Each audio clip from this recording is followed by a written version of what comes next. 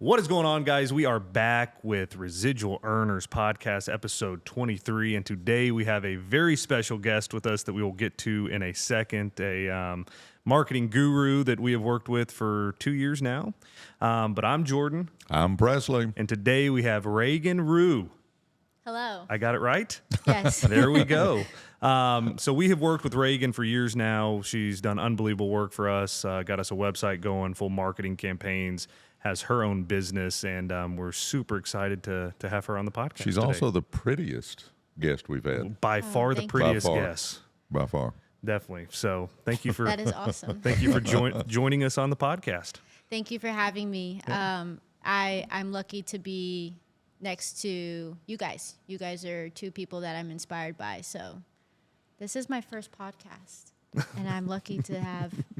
I'm glad we could be the first with you. That's Yeah. kind of exciting. I think Yeah. you're the first guest that's also complimented us. Yes. I don't think we've received No. a compliment yet. No, nobody says nice things about us. So give them a little bit about you, kind of where you're from, what you do, kind of how you started your business, and all that good stuff. So I was born in California. My whole family's from California. We came to Texas when I was 9 years old. My family takes pride in not being from Texas. They're still stuck in we are California, but they're Texans. We say y'all. My mom slips and says y'all. I know she does behind the scenes. I'm a proud Texan. I've been here obviously long enough to. I'm definitely a Texan. I'm not a Californian. I grew up in Burleson, which is a small town outside of Fort Worth. My family actually migrated out to Godly, so I'm the child that's the farthest from my family. Actually, that's a lie. My sister's the farthest now. She's getting married. Moved to Dallas when I was 19. I actually dropped out of college to work for a marketing agency. I worked for two large marketing agencies. I would say they're probably just small boutique agencies, but they were large compared to a lot of smaller agencies. I worked for one for about 5 years, and I decided to start my business in 2021. It was not planned at all. I ended up becoming friends with some entrepreneurs who would see me work. I would leave work at 5 and continue to work from like 5 to 10 every day, and they asked me the hard questions of, why are you working so hard for somebody else when you obviously have the talent and have the relationships and have the drive to do it yourself? So one day I decided to start my own business. I had like $3,000 in my savings, contemplated selling my car, and took a leap of faith. In my first month, I actually got 3 clients, so I was very lucky, and yeah, life has been crazy ever since. I did not know what I was in for becoming a business owner. I had no idea that it would be far more stressful than working for somebody else, but I'm glad that I did it. I've met the most incredible people. I've elevated myself in my health, in my personal life, and I get to work for myself, which is awesome. But we're obviously your favorite clients, right? Yeah, you're my favorite. Okay. I just wanted Yeah, to they're my set that favorite. right now. So Well, that is awesome. Let's jump into the kind of your expertise in the social media side, obviously websites, everything. We'll start with social media, though. Kind of why is social media so crucial for businesses today? I believe that if you're a business and you have a service or product and you're not utilizing social media at this point, you're not moving in the right direction. It used to be social media was something more. You can hire someone for cheap and they're just posting randomly on Instagram for you, and it's just to stay updated, or you could kind of move without social media at all. I think COVID really changed the game for everything because people were stuck inside their homes, and business owners were trying to find other outlets to capture their audience. And that's when UGC became really big, which is user-generated content. Content started to look more authentic. You didn't have to hire professional videographers to make good videos, which is also a reason why businesses don't usually, in the past, they wouldn't use social media because to get really good content, you have to spend a lot of money.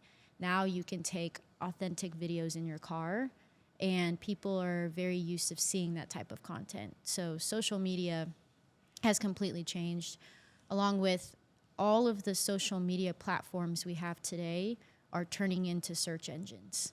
So if you are searching for a product or service, if you were to look on Google, TikTok is one of the number one listings that you'll find. People's TikTok videos are popping up when you're searching for something. So at this point, the social media outlets are large search engines, and we should be on them and utilizing all of the features. So what Reagan is saying, in essence, is that we don't need all these high-dollar cameras. We could just be using our iPhones. I tried to tell you that early on, and you wouldn't have it.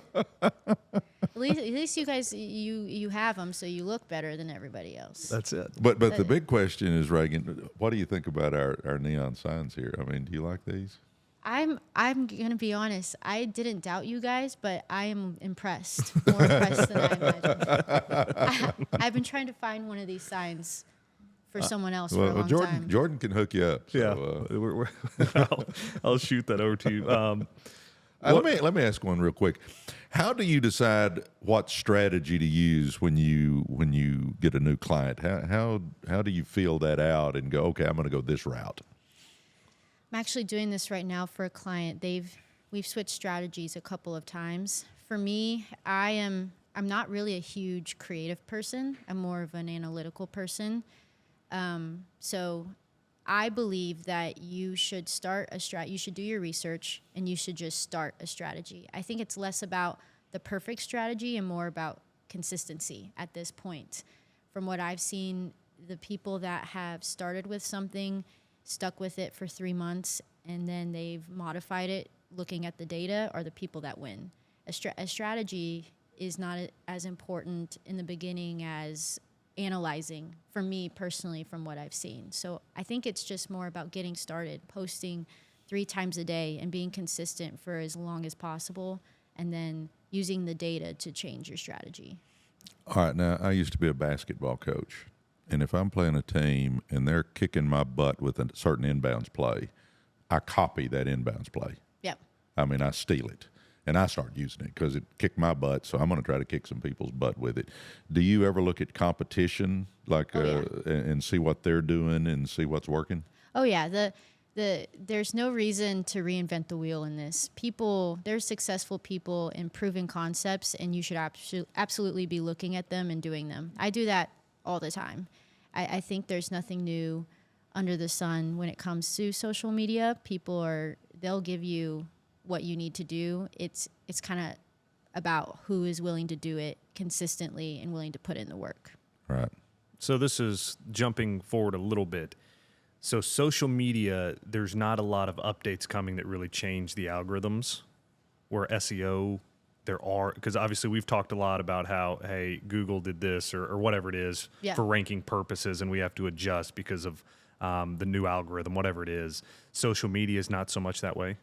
Social media, their algorithm changes from time to time, but it's more they're adjusting to their data within the platform. Like Instagram will change their algorithm and come out with new features, and their algorithm will change according to the new features, versus Google is all about user experience, and they're changing their algorithm based on multiple factors happening. Google right now is the most hated place because they've switched up their algorithms so much, and they actually had a lot of documentation leak about how they actually rank sites, which is absolutely the opposite of what they told you. So Instagram is not like that. They usually come out with new features, and then the algorithm will change according to that. We are seeing, though, that social media platforms are becoming more like search engines. So the hashtags and things that we thought were important, and then they said they weren't important, are back to being important now. Definitely. So what are some of the biggest mistakes you see people make on social media? The biggest mistakes that I see, the number one biggest mistake is not sticking with it, giving up.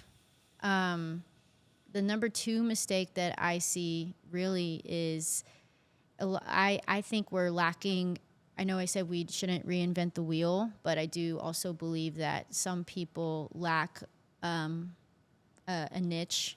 There's a lot of people trying to be the same people, and it is a numbers game. If you stay consistent more than someone else, eventually you will see traction. But also, I think we're becoming really saturated with the same type of content. And it's happening because if I go on TikTok right now and I want to find a way to grow a business and make money and work for myself, there's these recipes. They tell you what kind of posts to put out there, what they should look like, and now everybody's doing it. So when I get on Instagram, I see the same motivational videos over and over and over and over again. And then I'll see one company that's slightly branded different, and I look at it and I go, okay, that's slightly different.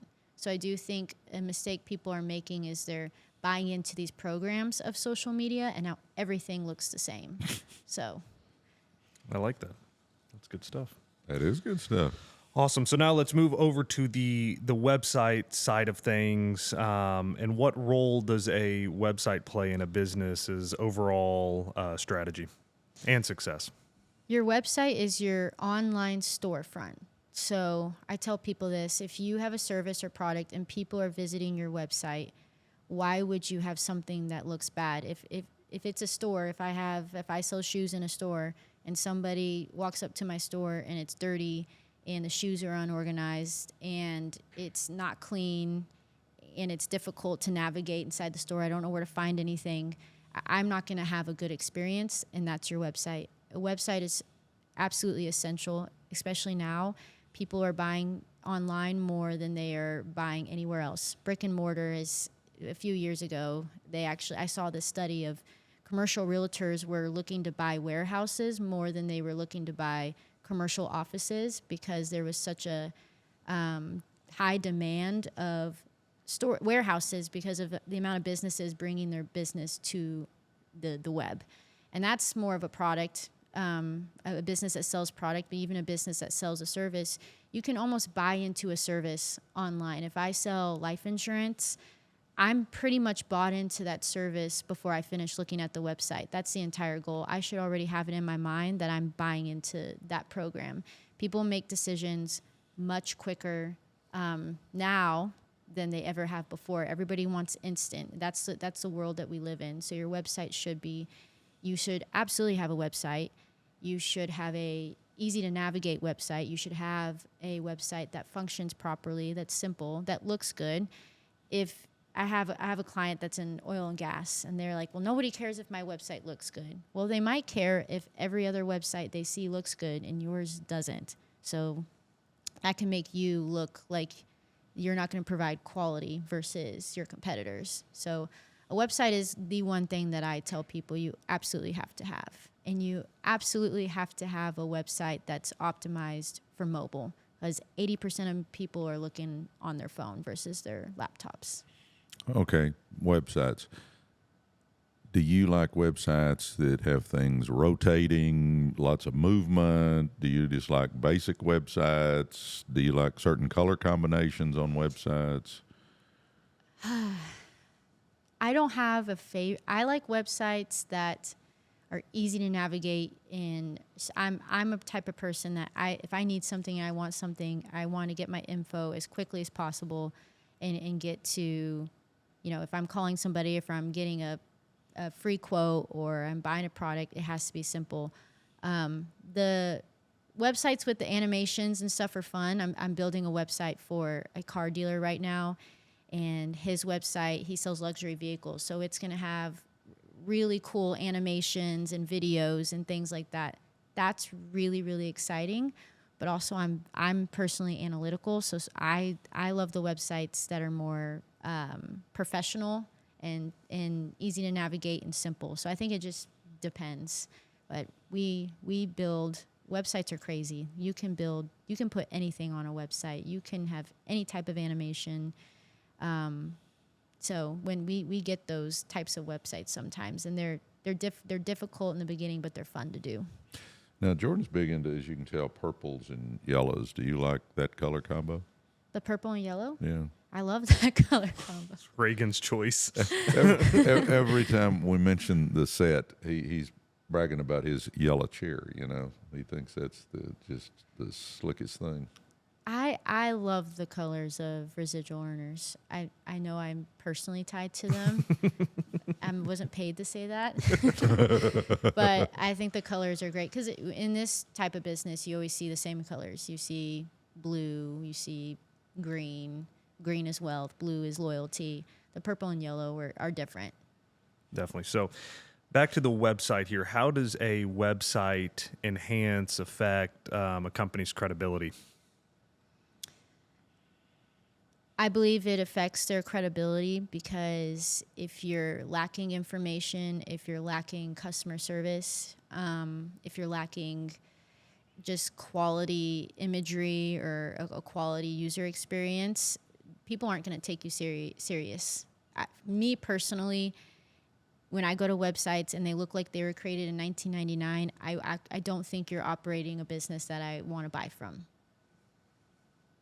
But I'm also in a generation where I'm in a different generation than you guys. No, but I agree with that. I was going to buy something the other day that's hard to find. It's a film camera. So, like, actually has film. And the company that I was told to purchase from, I mean, the website is as old school as it gets. I mean, it's lucky to have the address on there, and it really makes you not even want to do business. Yeah. So I went a different route and got it somewhere else. You know, and I thought we were all kind of from the same generation, but I You're guess we're close. not, You barely missed it. Yeah. How does SEO impact a website's effectiveness and visibility? SEO is obviously this is my favorite thing, so I'm gonna talk about it from a personal. It's what I sell, and it's my favorite thing I sell. But it's my favorite thing to sell, and kind of where I started to niche down in my business because it works. It is so beneficial to your website. Now, I have very honest conversations with people that I meet. There are some types of businesses in websites that I tell people they shouldn't do SEO. And those are more of the individuals that, for example, I have a friend that's a realtor, and he has a small little website, it's a little landing page, and he said, I wanted to start doing SEO, but I only have an X budget of this, and these are the keywords I want to target. Well, I don't know the actual math, but I know there's like hundreds of thousands of realtors just in DFW doing the same thing, spending a lot of money on advertising, spending a lot of money on SEO. I told him that it wouldn't be a good decision for him. It would take a very long time and a lot of work to even try to get to the top page of Google for what he wants to rank for.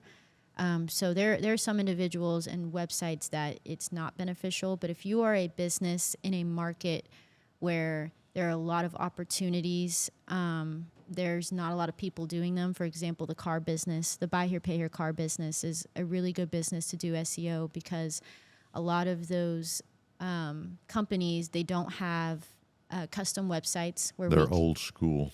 Yeah, they're old school CRMs, old school inventory management systems. The websites are templates that you get from the same company, and we can't modify the websites on a technical SEO aspect to function properly, and they're just not built for traction. So there are a lot of businesses that can benefit from them, but not from SEO. But not every business right now can benefit from SEO. But also, SEO has changed so much as of late in what you have to do. So there are some more opportunities that are rising. For example, for you guys, Pinterest is becoming one of the top favorites of Google right now. So back in the day was like last year. You're still doing, there's been so many updates. You obviously a strong strategy was blogging, posting content, because Google wants to see that the information, the thing that you're selling and the information you're putting out there on your website is relevant to what you're selling. Because Google's entire goal is to send a user to the best place for what they're searching for. So if I'm searching for where is the best place, what is the best, I don't know, pickleball racket, Google wants to make sure that the top 10 listings on that page are serving the best pickleball racket places. And to earn those positions, you have to have your website built to basically tell Google, this is all the content I have about pickleball rackets. This is how I've structured my site to show you that we sell the best pickleball rackets. And this is all the information and all of the keywords that I have around that. Now we're seeing that Google, after a few updates, they're starting to push LinkedIn, Pinterest, and a huge one is Reddit. So they've gone from and there's a lot of people that were affected by this. Big companies that had all of this blog content that were ranking high went down in rankings because Google decided that now everybody's blogging. So now we don't know who's more authentic because everybody's blogging. So now what we believe is more authentic is Reddit, because Reddit is a bunch of real people putting real honest answers out there. So some people's sites tanked in rankings, and now there's a whole new strategy, which opens up new opportunities for businesses to start posting information on Pinterest, to start posting more on LinkedIn, to start posting more on Reddit. So SEO it's really, really good, but it's an ever-changing thing. And especially with AI now, Google's done a couple of spam updates to make sure that, they're making sure that websites aren't fully AI generated.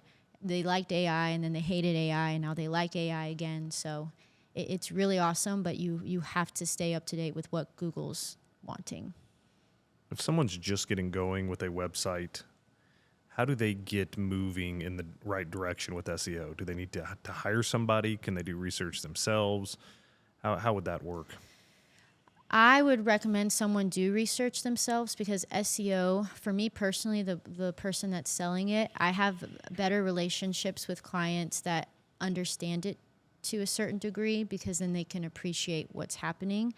Because SEO is an investment, so it's not like advertising. Advertising, you can start off, you can have real data in front of you. I've done this with you guys. I can show you guys, here's your ads, you're getting 40,000 impressions, and there's these numbers that you can show people. But the second ads turn off, the pipeline turns. You don't have anything in your pipeline. SEO is an investment that you have to make in a minimum of, I would say, 3 to 6 months before you start to see any sort of traction. So for someone getting started, if you're even thinking about SEO, you need to be prepared for an investment. You need to be prepared to do SEO for longer than 3 to 6 months. And 6 months is really the timeline that I tell people where you will actually see the benefits. But once you see the benefits, the difference in SEO and ads is you could shut off SEO. You could stop doing it. Once you've built traction, you actually can hold your rankings with Google. It doesn't turn off the leads coming in. So if you're starting off, understand it's investment. Do your research. Understand it's an investment. It's not something that you can just turn on and off because you're not seeing leads. You have to be dedicated to the timeline that it takes to get leads. Do you ever have clients that go, I've been spending X amount of dollars for 3 months and I'm not getting any traction? Yeah, all the time. And that's kind of why I changed the structure of my business. I used to hold them to 3 to 6 month contracts, which was there. It was for a reason, because I wanted to have a timeline where I can actually show them data and that I could show them that I can get them leads. But it's usually around the 3 month mark where clients are like, well, I don't see anything. Nothing's going on. And then I have to release them out of a contract, and it's not a fun conversation. So I've changed to month-to-month contracts and kind of changed the way I go into the initial meeting now. I make it very clear, if you don't do this for 6 months, you're not going to see what you want. And honestly, we're not going to have a good relationship. If you don't commit to 6 months, I'm going to let you know right now, I can't promise you anything. And if you say that up front, then it's usually a better relationship. But I'm only working with them month to month now, so I don't have to hold anybody to a contract that's longer. Well, that kind of falls into the under promise and over deliver. Yeah. So let them know that. Definitely. Well, let's move into kind of YouTube. Obviously, businesses are shifting and doing so much more in the space of YouTube videos, content, stuff like that. So kind of go over the importance of YouTube, the importance of kind of some longer content for businesses and how that affects things. Yeah, so we've become accustomed to short form content. That's why TikTok is so addicting, why it became so addicting. So YouTube actually came out with shorts because they were trying to have short form content as well. But long form content is still very important. Having those YouTube tutorials are people still go to YouTube to learn how to do most things that they don't know how to do. I'm one of those people. So everything has kind of changed. Every platform has changed to short form content to appeal to what's going on, but YouTube is still very strong in the sense that it prioritizes long form content because we still need that type of content. There are still people that they're not going on YouTube to scroll and watch funny videos. They're going to YouTube to learn. YouTube is quite possibly one of the greatest places to learn. So long form content is still extremely valuable. I think how to appeal to the way people watch content is when you have long form content, your editing is making it engaging and easy for someone to kind of scroll and go to the topics that they maybe want to talk about. And that's the same with blogging. Blogging used to be you have to write 500 to 700 words. Google wanted you to write, shorter content because people don't read as much. Now it's back to like up to 2,500 words, and the strategy there is have a lot of content, but break up the content that someone can read and kind of skip to the part that they're looking for. And that's how it is on YouTube. You want to be able to kind of skip around and go to maybe there's an entire video on how to do something, but you're only looking for that one thing that you're messing up. So long form content is still very important, but how you edit it is what makes it different. And how important is the quality of the content, the production efforts, everything the viewer sees and keeping them engaged and having them come back? For me, my favorite YouTube videos, it's someone sitting in their desk and they have a regular camera. It's not an iPhone, but it's a little vlog camera, and they have good lighting. To get good content, you really just need good angles and good lighting. I don't think it matters having the best camera in the world or the best background. People are running very massive YouTube channels with inexpensive. They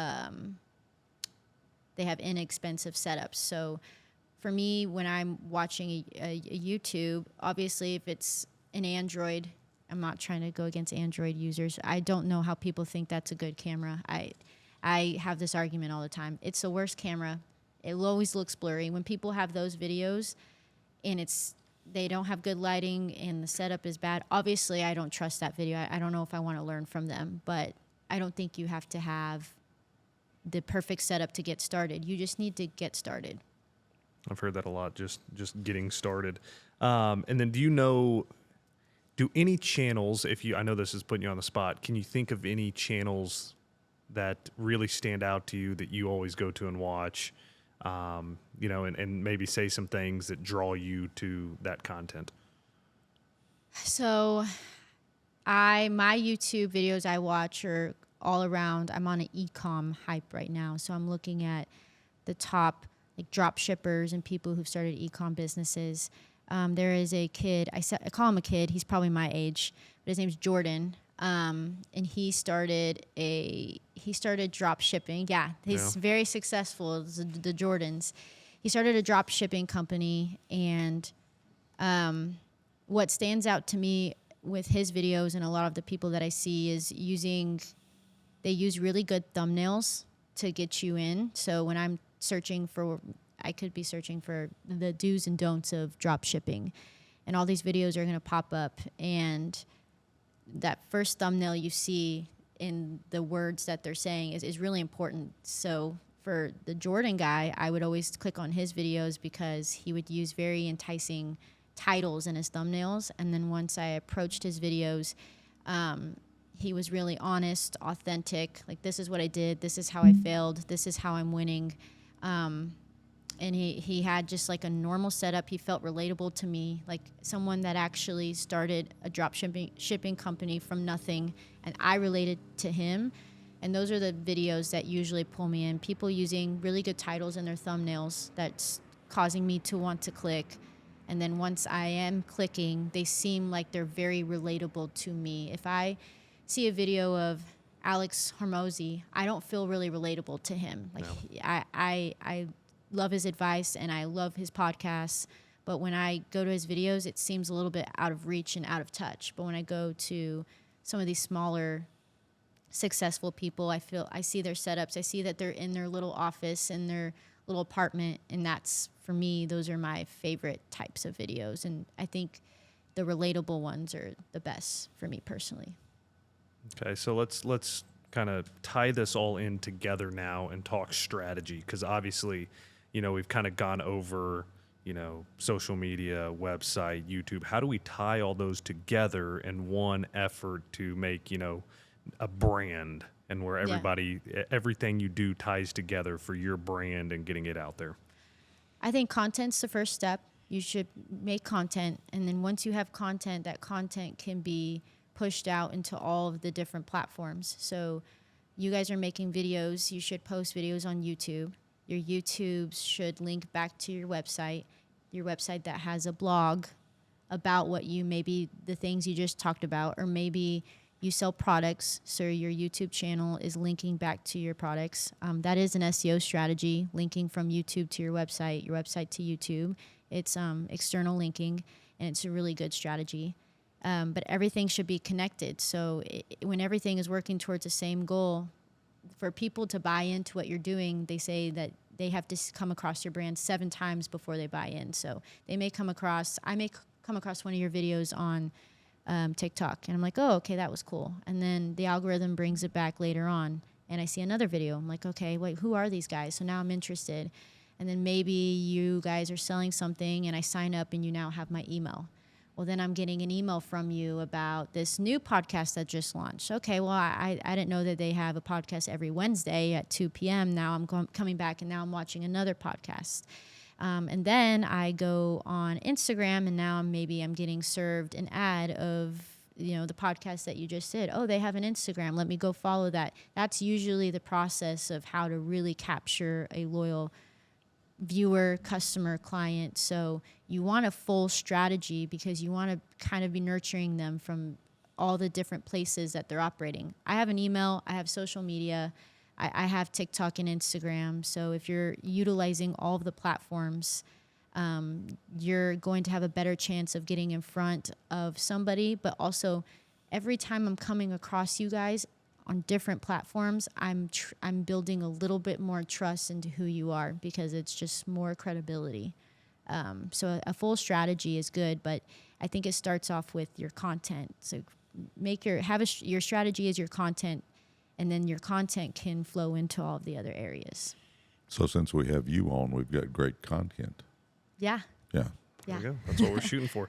How important is it for, you're talking about making content, sending stuff out everywhere, having that website. How important is it for everything to look similar, where people can say, okay, that's their look, that's that brand's look, I know who that is just because I watched the video?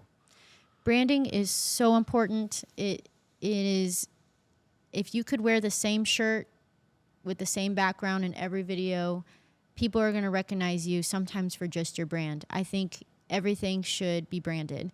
You can always take a little step out of your brand if it's necessary, but everything should have the same look and feel, in my opinion. I used to work for a guy, and his brand, he wore bright blue glasses, and every networking event we went to, everywhere we went, people, I don't even know if they knew most of the time what he sold. Like, he sold telephone systems. People didn't know him for that. They knew him for the guy with the blue glasses every time. Like, you wouldn't remember what he did, but you would remember him for he had looked like Albert Einstein with blue glasses. And everyone recognized him for that. And nobody recognized, people knew what I did, but nobody recognized me for anything. It his name was Rob and my name was Reagan. So it was like Rob with the blue glasses and then Reagan that talks about marketing. I didn't have a brand. So I think a brand, utilizing your brand colors in all areas is really important. But also when you're doing a podcast, having the same look and feel, eventually people will recognize you for that. All right, when we finish, I'm heading out to the store to get me some blue glasses. Yeah. you go. Yeah. Keys to success. You know, that's probably a thing that, like Randy Hedge, I mean, we talk about him on here, his hat. Yeah. He's always wearing that cowboy hat. Oh yeah. Yeah. And you know what? When I first met you first talked about Randy, you said the cowboy. And then when we went into that conference, I knew exactly who Randy was from the hat because that's the cowboy. And he is, if I would forget Randy's name, I would just know who he is because of the cowboy hat. Right. Have you checked out his TikTok lately? I watch his TikToks almost every morning when I get a coffee. During that conference, he just hit 100,000. Yeah. And now he's just shy of 250. Yeah. You know what Randy does really well, and this is really important that I'm struggling with making content, is he is so authentically himself. He's selling something, but he talks about what he wants to talk about, and he is so himself, and I think that's why people are so attracted to him. I think that's really important because now when I get on TikTok, everybody's the same. Everybody's saying the same things. You want to make 10K a month residual? Sign up for my program, sign up for my program, sign up for my course. This is how you make sales. And it's all the same. It's the same people doing the same thing. Randy is just a very authentic individual doing the same stuff. He's selling people a lifestyle. He's selling people a way to make residual money, but he still has a niche. He's still himself. He likes to fish. He likes to hunt. He has his own personal values. And that's why people love Randy. Yeah. Believe it or not, I drove back from Houston. I was in Houston last night. Drove back this morning, and for 2 hours, I listened to that rascal do his TikTok live. Randy? Randy. I listen all the time. Listen to that rascal for I mean, I've listened to him all the time, but not 2 hours straight because I'm always busy. But since I was in the car, I listened to him this morning for literally over 2 hours. Yeah, That's so funny. it's good. All right, so back to the overall strategy.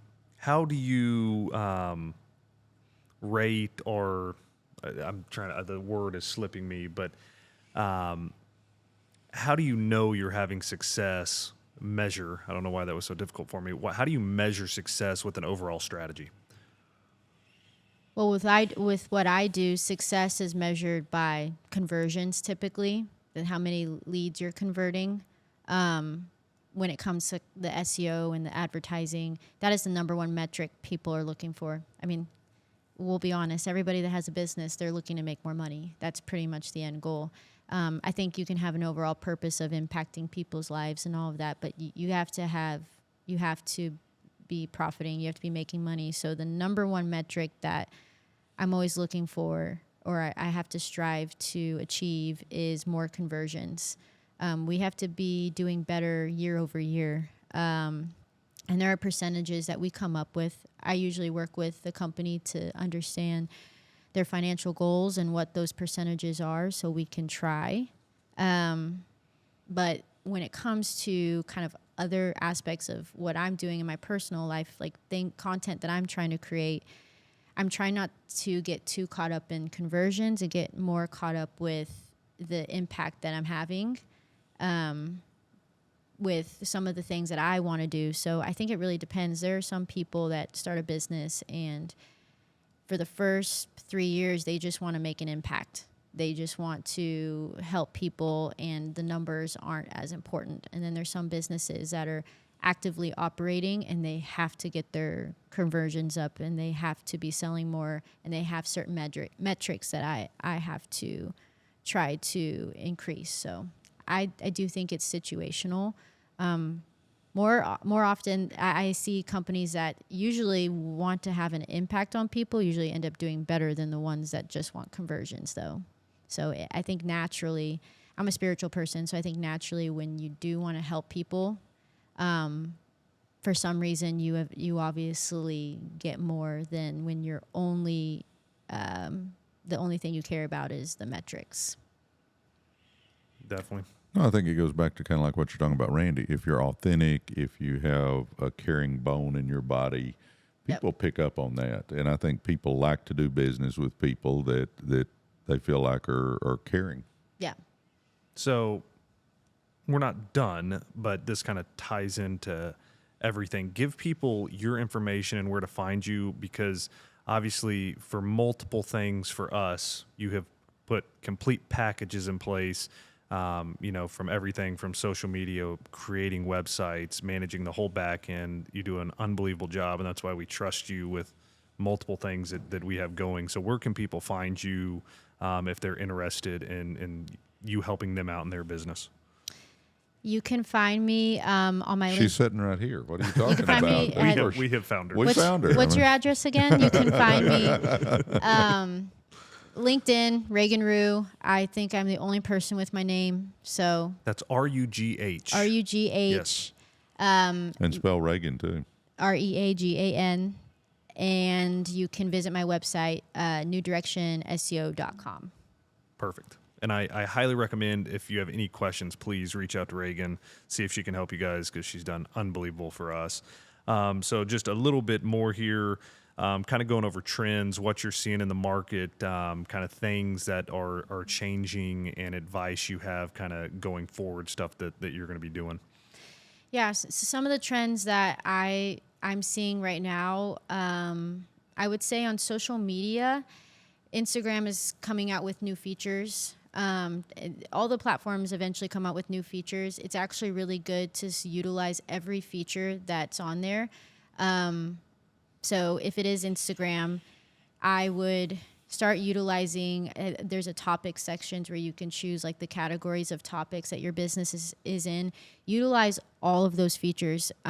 Every platform or search engine, they want you to utilize the things they're coming out with, because they came out with them for a reason. It really is, they will prioritize you if you're utilizing the things that they are asking you to utilize. So do all of that. Video is number one. I know that we kind of already, as a society, understood that video content is very high ranking, but it has become absolutely crucial that you're making videos, reels versus posts. Obviously, be on TikTok, be on every platform, utilize every platform that's out there. A big trend that I am personally, in moving forward, I'm using is the Threads platform, which is obviously Instagram's Twitter.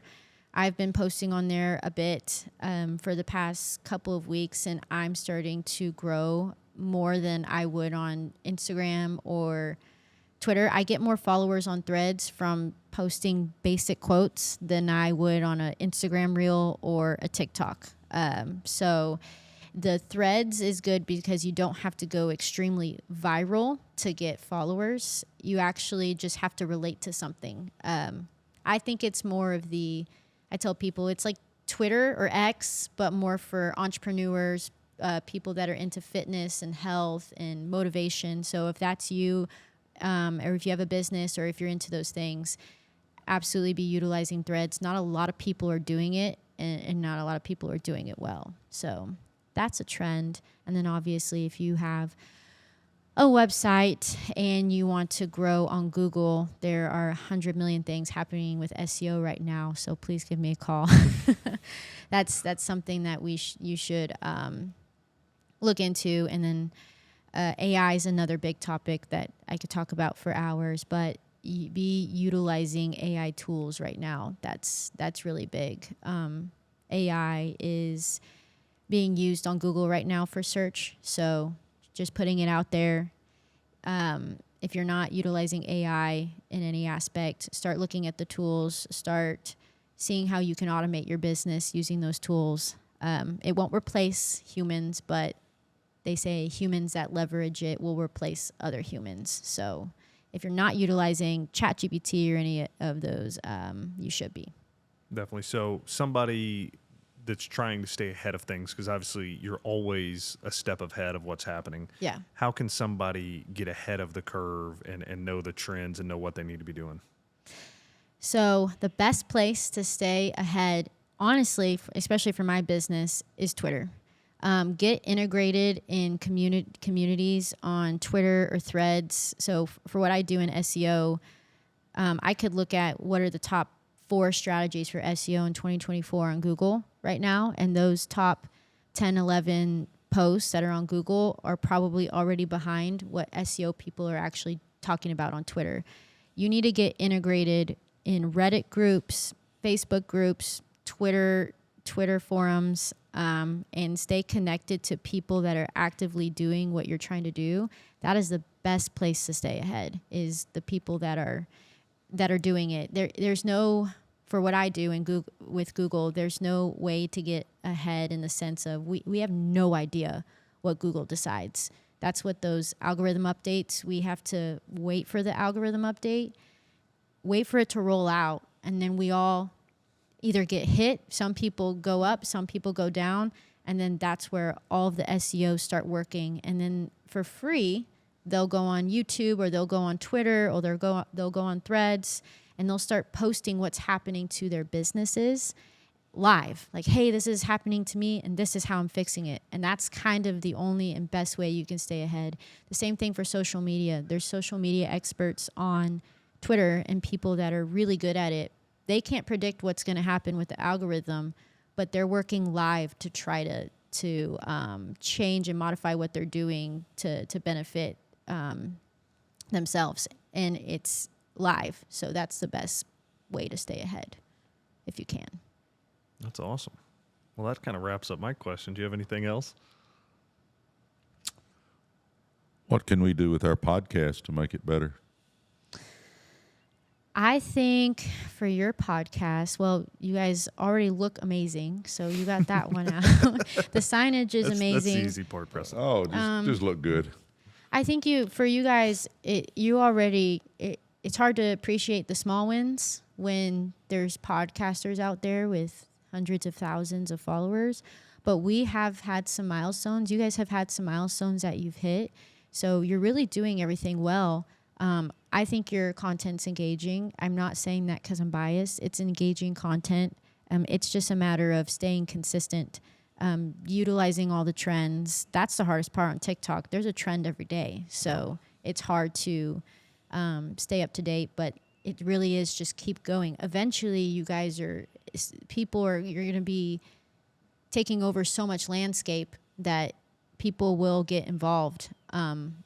Another thing is I would try to offer people something of value that they don't have to buy constantly. And really, it is this motive. This right here, this is of value. They don't have to buy to learn this information. So keep constantly figuring out how can I provide to people. How can I provide them something that they don't have to purchase? Because that's what's happening on the internet. You have to buy into a course for everything, or buy into some 22-year-old girl's program to learn how to become this. Give too much information for free, and people will become loyal. Definitely. I think that's awesome. And I figured she would just say that we should have her on as a guest every week. You know, Yeah. that would do it. That too. Yeah. No, this was awesome content, and we'll definitely have you back on because there's, we kind of skim the surface today, and there's so much, you can go into SEO, and I know you can talk about it for hours, trends on social media, stuff like that. And I want to hear more about AI as well. That's another really good topic that we could go over in the future, because it's here, and it's here to stay. The most terrifying but most fascinating thing happening is AI. It's absolutely scary, but cool at the same time. It's weird. I agree with that. That's it. Well, thank you everybody for tuning in today. Thank you, Reagan, for coming on. Thank you, guys. We always love hanging out. As always, guys, leave comments down below on topics you want us to talk about. Subscribe to the channel. Like this video. I think this was very, very, very informational. I think Reagan killed it today. Yes. We always thank you guys so much for just tuning in. Love you. Love you too, big dog. Awesome. Thank you, guys. God bless you.